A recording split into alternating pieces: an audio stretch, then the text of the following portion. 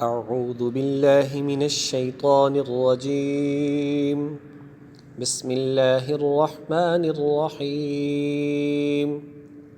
وكذلك أعثرنا عليهم ليعلموا أن وعد الله حق وأن الساعة لا ريب فيها إذ يتنازعون بينهم أمرهم فقالوا ابنوا عليهم بنيانا ربهم أعلم بهم قال الذين غلبوا على أمرهم لنتخذن عليهم مسجدا صدق اللہ العظیم.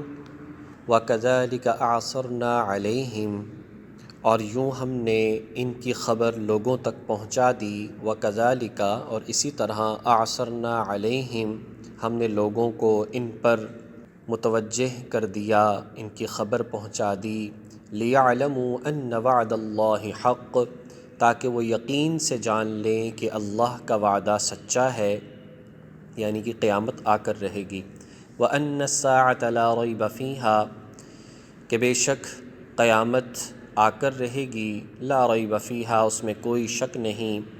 اذ یتنازعون بینہم، پھر وہ وقت بھی آیا کہ جب لوگ ان کے بارے میں آپس میں جھگڑ رہے تھے. اذ یتنازعون، جب وہ جھگڑ رہے تھے ان کے بارے میں.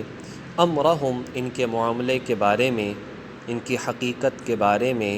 فقالوا بنوا علیہم بنیانا، چنانچہ کچھ لوگوں نے کہا کہ ان پر ایک عمارت بنا دو. ربهم اعلم بہم، ان کا رب ہی ان کے معاملے کو بہتر جانتا ہے. قال الذین غلبوا، چنانچہ وہ لوگ کہ جنہیں ان پر غلبہ حاصل تھا. علی امرہم، ان کے معاملات کے بارے میں، یعنی ان کے بارے میں مکمل علم رکھنے والے تھے کہ کیوں یہ گئے، کیوں غار میں چلے گئے، کیا وجہ بنی. تو قال الذین، کہا ان لوگوں نے، غلبوا علی امرہم، جو ان کے معاملات کو خوب جاننے والے تھے.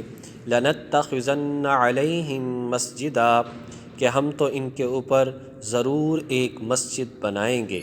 جیسا کہ اس سے قبل آیات میں تھا، یہ چند نوجوان اپنے ایمان کو بچانے کے لیے اپنے گھروں سے نکلے، ایک غار میں پناہ لی. 309 سال تک یہ لوگ سوتے رہے. اللہ تبارک و تعالیٰ نے ان کو سلا دیا.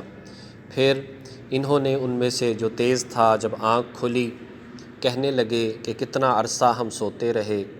اور پھر جب تملیخہ جو تھا اسے شہر کی طرف بھیجا کہ جاؤ کچھ لے کر آؤ، اور وہ شہر پہنچا اور اس نے جا کر صورتحال کو دیکھا.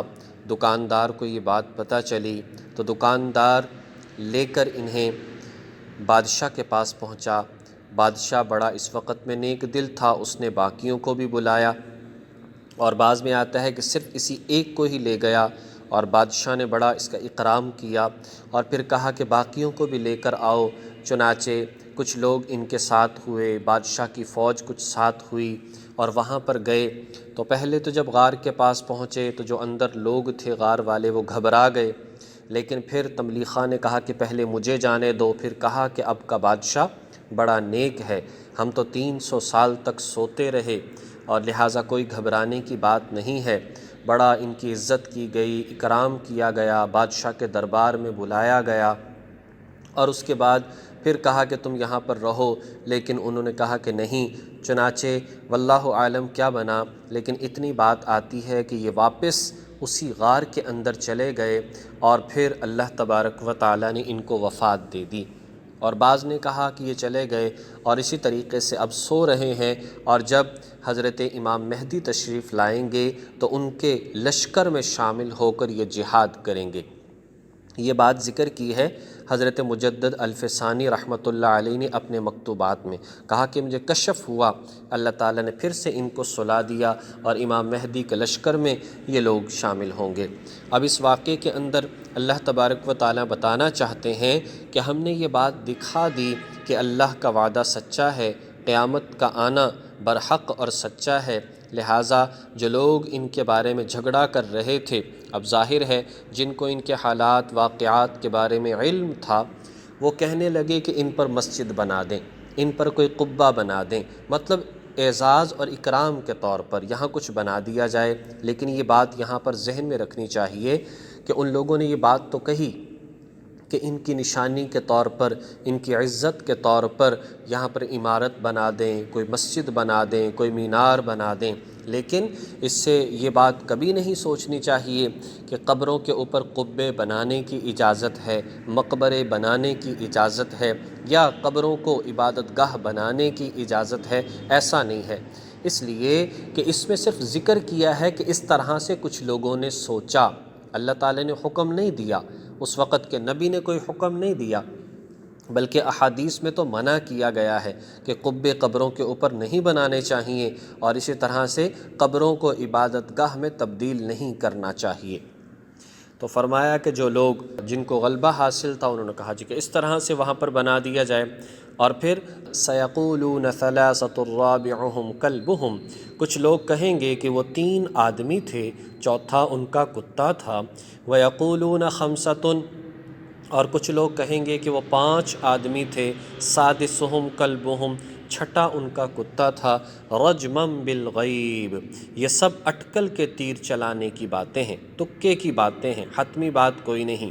وَيَقُولُونَ سَبْعَةٌ، اور وہ کہنے لگے کہ کچھ کہیں گے کہ 7 آدمی تھے، وَثَامِنُهُمْ كَلْبُهُمْ، اور 8واں ان کا کتا تھا، قُلْ رَبِّ أَعْلَمُ بِعِدَّتِهِمْ، کہہ دو کہ میرا رب خوب جانتا ہے ان کی تعداد کے بارے میں، ما يعلمهم الا قلیل، بہت کم لوگ اس کے بارے میں جانتے ہیں، فلا تمار فیہم الا مراء ظاہرا، لہٰذا ان کے بارے میں سرسری گفتگو سے آگے بڑھ کر کوئی بحث نہ کرو، فلا تمار فیہم، بحث و مباحثہ نہ کرو، الا مراء ظاہرا، بس سرسری بات چیت کے علاوہ اس بحث و مباحثے کے اندر مت پڑو کتنی تعداد تھی، کیا ہوا، کیسے، حقیقت حاصل کرو، جو سبق حاصل ہوتا ہے وہ اس سے حاصل کرو، کتنا عرصہ سوتے رہے اس بات میں بھی کوئی ایسی بات نہیں، اور اسی طرح سے کتنے لوگ تھے اس میں بھی کوئی بات نہیں۔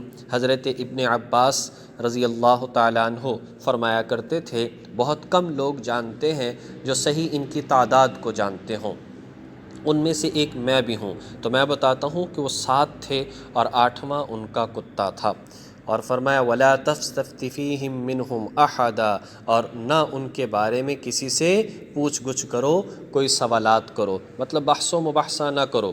حقیقت بات یہ ہے قرآن کریم واقعات کو بیان تو کرتا ہے، لیکن واقعات کو برائے واقعہ بیان نہیں کرتا، بلکہ اس سے اس لیے بیان کرتا ہے تاکہ درس اور سبق حاصل کریں۔ یہاں پر سمجھنا چاہیے کہ جب انسان حق کی طلب دکھاتا ہے تو اللہ اس کو راستہ بھی دکھاتا ہے، اس کو ثابت قدمی بھی عطا فرماتا ہے۔ جیسے یہ نوجوان اپنے ایمان کو بچانے کے لیے نکلے تو اللہ نے دنیا میں دکھا دیا کہ تم اتنا عرصہ سوتے رہے، اللہ دوبارہ زندہ کرنے پر قادر ہے، ان کے ایمان کو اور مضبوط کر دیا۔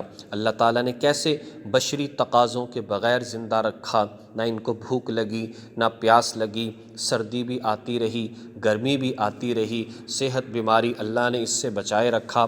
تو اللہ تبارک و تعالیٰ کی ذات ہر چیز پر قادر ہے، اس سے مسلمانوں کا ایمان مزید مضبوط ہوتا ہے، اور مرنے کے بعد دوبارہ اٹھائے جانے پر مزید یقین پختہ ہوتا ہے، اور انسان جو ہے جو نیک عمل کرنے والے ہیں وہ مزید نیکیوں کے اندر بڑھ جاتے ہیں اور گناہوں سے توبہ کر لیتے ہیں۔ اللہ تبارک و تعالیٰ توفیق عمل نصیب فرمائے۔ وآخر دعوانا ان الحمد للہ رب العالمین۔